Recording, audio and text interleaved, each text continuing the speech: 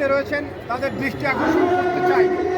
যে শামসুল ইসলাম কামরুলের মতো একজন ভালো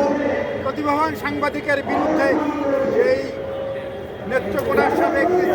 যিনি করেছেন, আপনারা অবিলম্বে তার যে দুর্নীতি, তার যে অপকর্ম, সেই অপকর্মগুলো খতিয়ে দেখবেন এবং 48 ঘন্টার মধ্যে তাকে দায়িত্ব থেকে প্রত্যাহার করবেন এবং এটি তদন্তের আগ পর্যন্ত তাকে কোনো কাজে দিতে দেবেন না। যদি তার বিরুদ্ধে যে অপকর্মগুলো রিপোর্ট হয়েছে ইতিমধ্যে, তিনি যে দায় দুষ্ট, সেই অপকর্মগুলো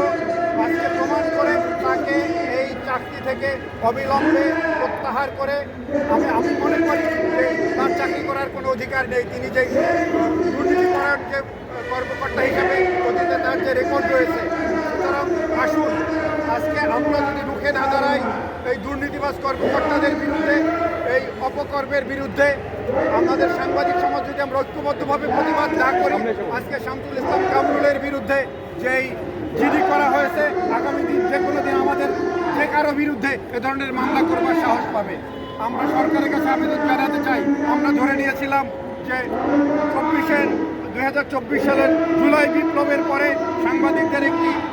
কর্মক্ষেত্র, একটি অবাধ কাজের পরিবেশ সাংবাদিকরা পাবে। আমরা দেখলাম যে সেই অবাধ পরিবেশ তৈরি করবার জন্য সেই সাংবাদিকদের কর্মক্ষেত্রে আজকে ঝুঁকিহীন কাজ করবার জন্য যে পরিবেশ তৈরি করার কথা ছিল, এই সরকারের কাছে আমাদের দাবি ছিল, সেদিকে তারা কোনো কর্ণপাত করেনি। সাংবাদিকদের যে অধিকারের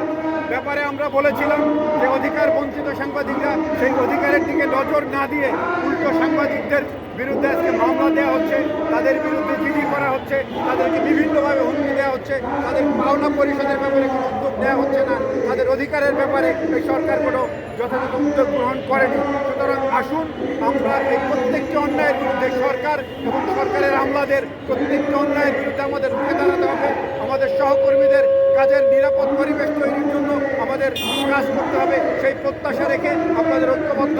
এই আন্দোলন এবং সংগ্রামের আপনারা শরীর থাকবেন, সেই প্রত্যাশা রেখে আমি আমার বক্তব্য শেষ করছি।